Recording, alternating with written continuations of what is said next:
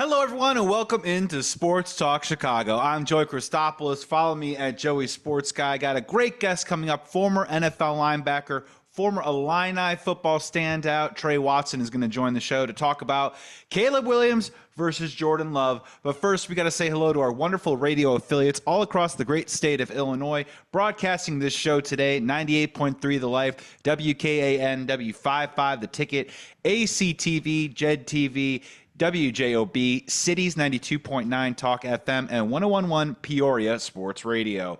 Thank you so much for tuning in. If you're listening to us on those great radio affiliates, check out our podcast wherever you get your podcasts, Apple Podcasts, Spotify, and make sure you follow us on socials, on IG or on Twitter. Follow us, Sports Talk Shy, or follow me at Joey Sports Guy. Fantastic producer John Meadows at the controls. We're going to be talking football in just a second, but guys, I'm in a good mood today. I got to weigh in on the Chicago Cubs.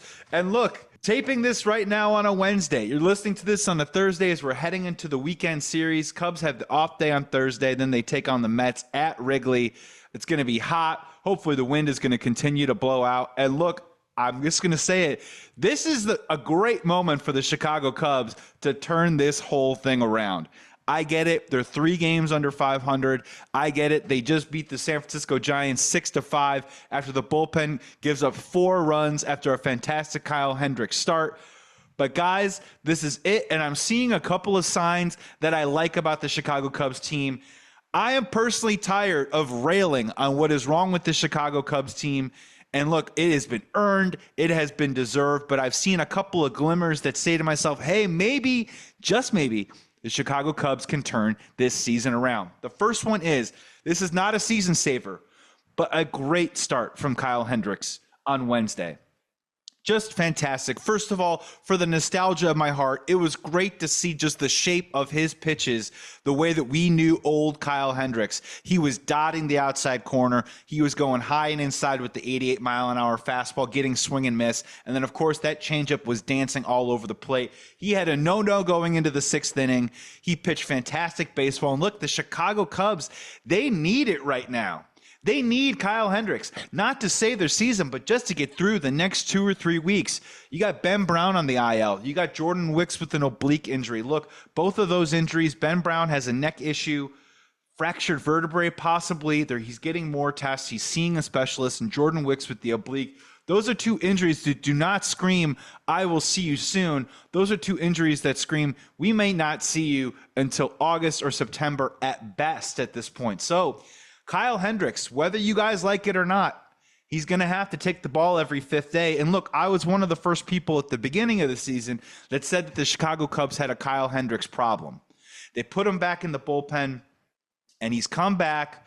And look, for him, this is all about mechanics, release point, and the shape of his pitches. He's never going to throw the ball 90 miles an hour probably ever again. It's going to ride in that 88 to 89. He needs to keep the ball down. He needs to keep, when he works around the edges, he's got to keep the movement there, and he's got to spot his pitches. He did that in this last start. Hopefully that can keep rolling, just a couple more starts to give us a little bit some momentum here to keep it rolling. And look, the Chicago Cubs, they definitely need it right now in the back half of their rotation with a player like Javier Assad, who, look, has pitched great this year. But to be very fair, we have seen a little bit of a regression to the mean with Javier Assad. And honestly, if the Chicago Cubs could start winning some starts when Justin Steele pitches, that would also be a great thing as well. Other things that I like about the Chicago Cubs is that they scored 5+ runs, I believe, 3 of the last 5 days, or at least twice of the last 2 days against the San Francisco Giants. And they're coming in, they're taking on a New York Mets team that, look, they suck. They're up the track.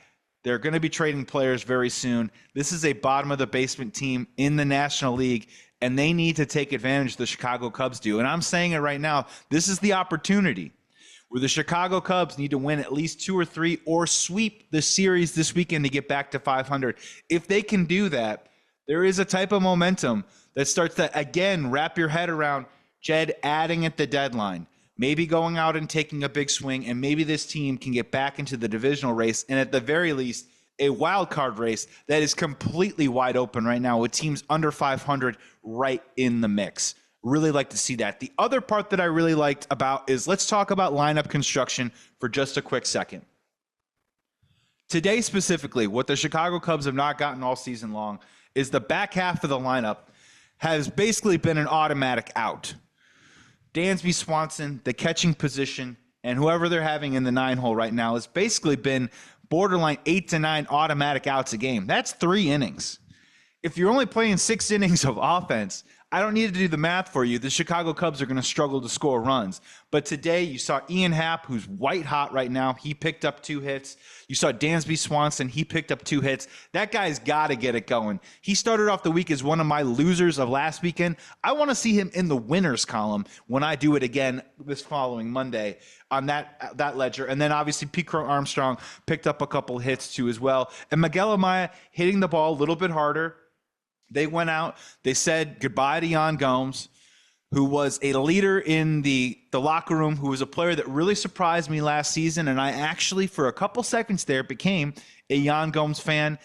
He's going to be 37. It's probably the end of the road for his major league career. They had to make a move there, and they brought in a New York Mets catcher who recently was DFA'd that defensively, the metrics at least check all the boxes. And the dude is only hitting 229, but let's be honest right now, 229 is fantastic right now from the Chicago Cubs catching position. So they're trying to bring in a little bit of help there. And they have up until probably a little bit after the 4th of July mark to get back in this, get it back above 500, where we can actually plausibly say, Jed Hoyer, you need to take a big swing.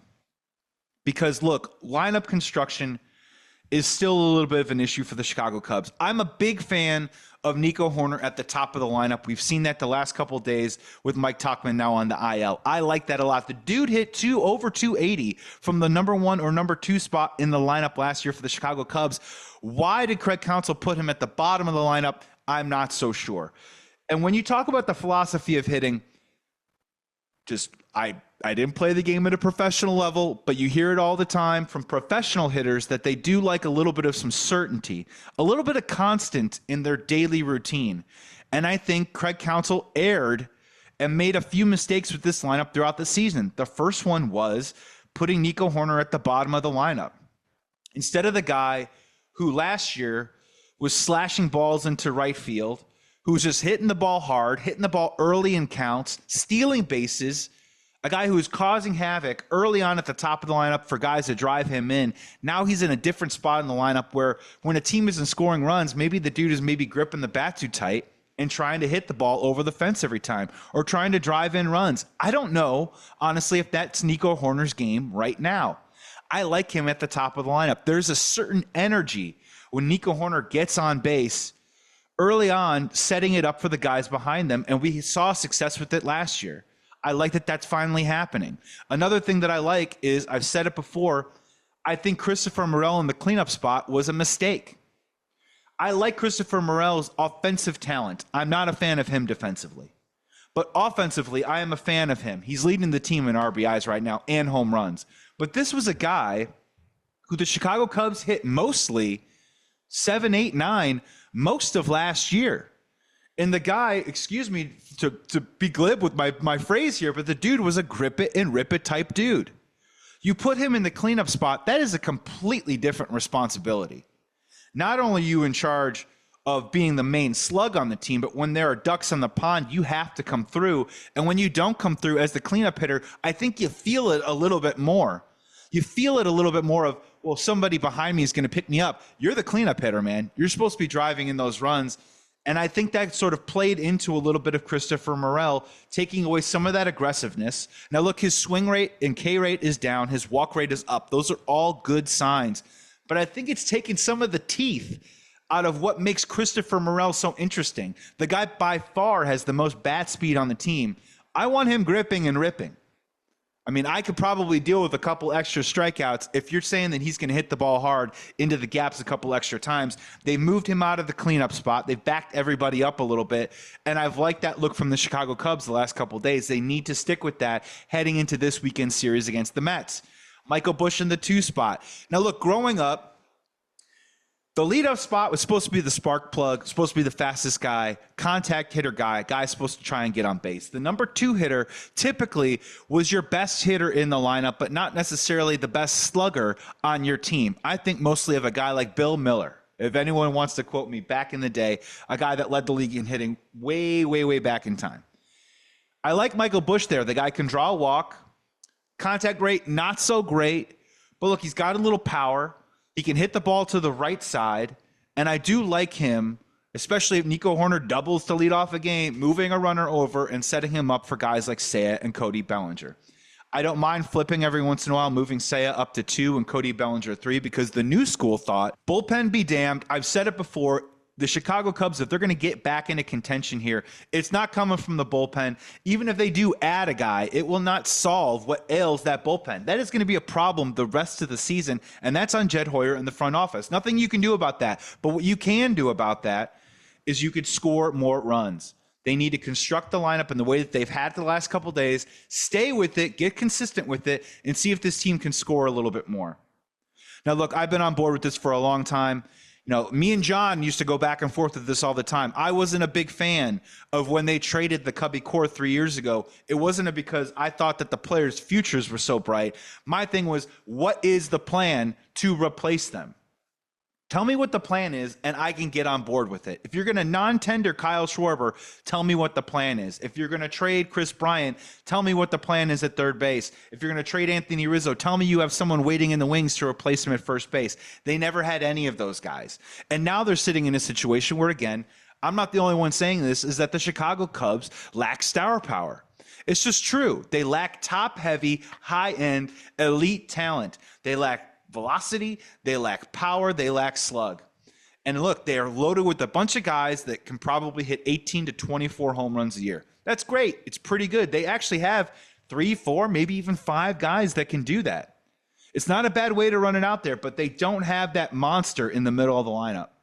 The dude that strikes fear into the opponents. The dude that can carry you for 10, 12, 13 days in a row. An Aramis Ramirez type.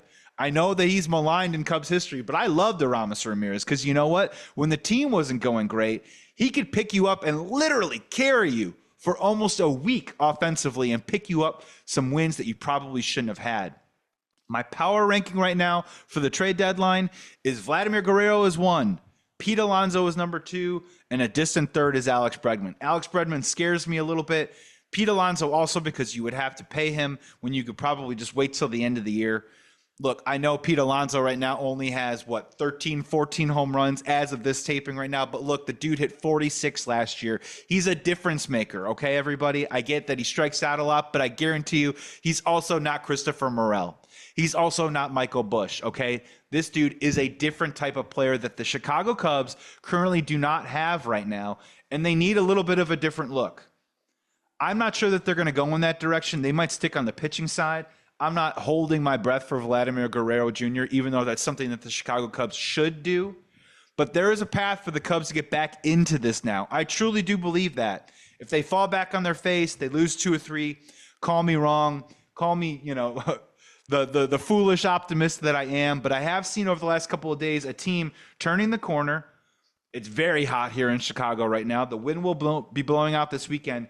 And it is time to maybe get some of these guys right. You're seeing it right now with Ian Happ. There are small sparks, small little glimmers right now with Dansby Swanson.